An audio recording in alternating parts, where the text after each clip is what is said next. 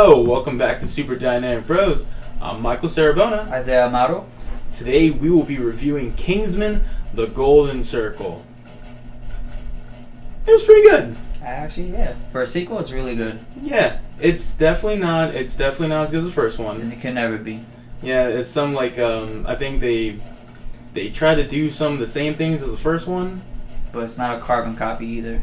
Yeah, this to me was because the first one was more of kind of like a jokey version of the several of those spy tropes that you always see in James Bond movies. Yeah, basically. Yeah. And they poke fun of it. You actually see it. It's like this ain't that type of movie, bro. He said it multiple times. Yeah, but this one kind of took the more over the top elements of the first one. Yeah. And it was just a lot more this was definitely way more over the top than the first one was, without a doubt.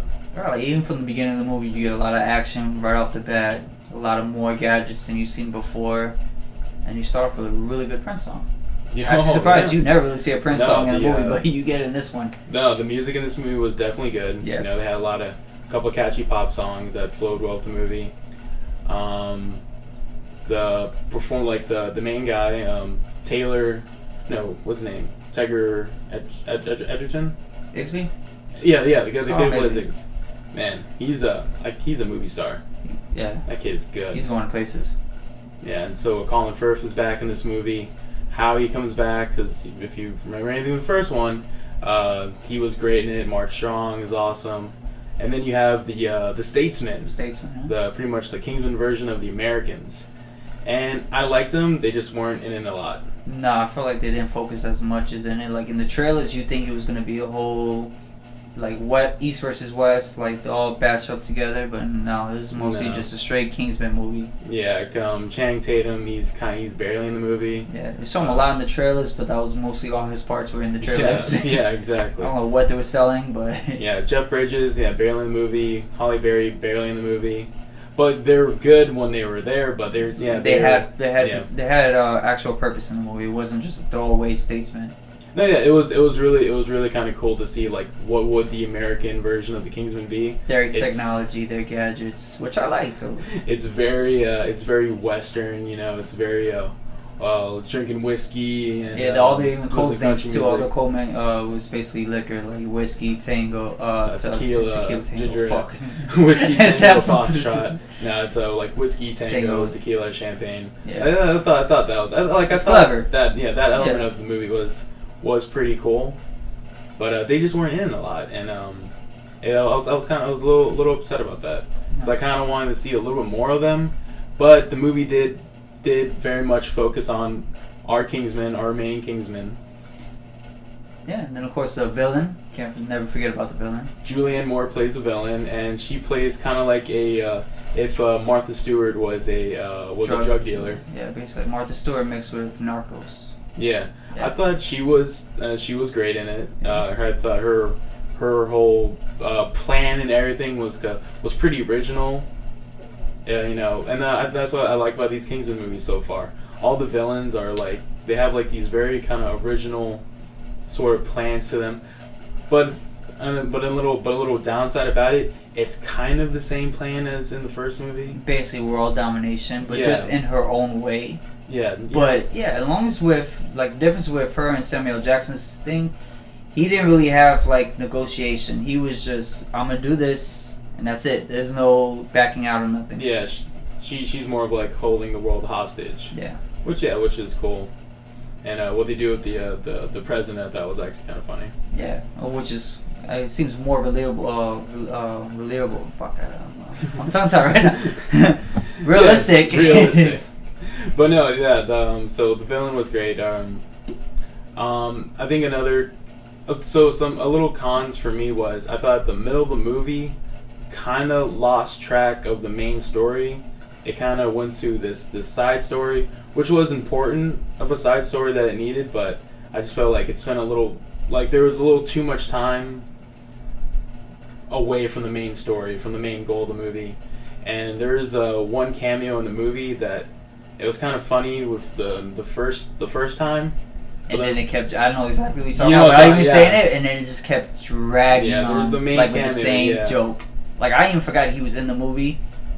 Like, I heard about it in the beginning when they were filming, but afterwards I forgot until I watched the movie. I'm like, oh, it's this guy. And then...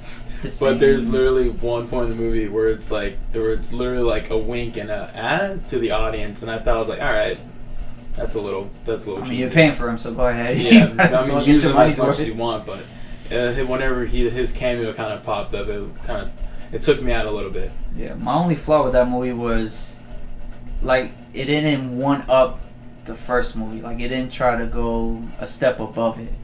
Yeah. Like, I felt like it played it safe, and it kind of kept the grounds of the first movie. But other than that, it was good. I loved the characters still. Everybody was good. Everybody played their part well. The villain was still top-notch. But it just didn't give me that, damn, this movie was great. It's sort of like John Wick 2. Yeah, played it safe. It's not a carbon copy, but it didn't really step above and beyond the first one. It's almost like the same story, but I mean, almost like the first story, like the first movie, but different in some ways. Like the first movie had a lot more shock value to me, like some of the stuff that you see. Yeah. While this one kind of didn't, but there still was a lot of fun action scenes. Like there's no church scene in this one. Yeah, there's not one single shot. Like, maybe there is a little bit, but not as great as the church scene. There's no, like, oh man, let's talk about that scene. There's just a lot of really cool, fun action scenes in this movie. Yeah. And it's a really, like, what I like about these Kingsman movies are, like, I like having my Bond movies be, like, those serious type of spy movies that they kind of are. And then I have these Kingsman movies where it's like, oh, let's poke fun at the spy trope. But let's also have a really good spy movie as well. Which I like. This one's a lot different. Like, you can't compare him to Bond. Because, like, you know, with Bond, like, he gets a girl, like, in every other movie. This one... He actually tries to keep a relationship. Exactly. He tries to keep the same relationship with a girl that he did in the first movie. So... Yeah. But, I think the score I'm gonna give this a 7.5. Yeah, I was gonna give it a good 8. Yeah. So, still a little good, fresh, better like the first one, but... Yeah. Not as wow as the first one. If that makes any sense, yeah. It's still like it still gets me enough that I cannot wait for part 3 to come out. Yeah, and if I had to pick a part 3, like, cause I already did Kingsman, Statesman. Say like Asia territory or Irish, that'd be cool. Ooh. Irish or Irishman. Let's just go with Canadians. Canadians, Mounties. Mountie men. Let's let the Mounties. Australian men. Yeah. See, I mean, there's a lot of cool. I mean, I know, because from what the movie, they're setting up more for the Statesmen. Yeah. To be in part 3, which is good. I like it. Now they like joined together still, but like I would like to see them more in the third one. Yeah. Oh yeah. I'm definitely hoping. Yeah, like more of a backstory, more of this, like more team up together. Yeah, because I like Channing Tatum, I like Jeff Bridges. Yeah, exactly. And Halle Berry. I actually really like Halle yeah. Berry in this. So yeah, well, thank you guys for joining us today. Go see Kingsman: The Golden Circle, and you guys have a good one. Goodbye.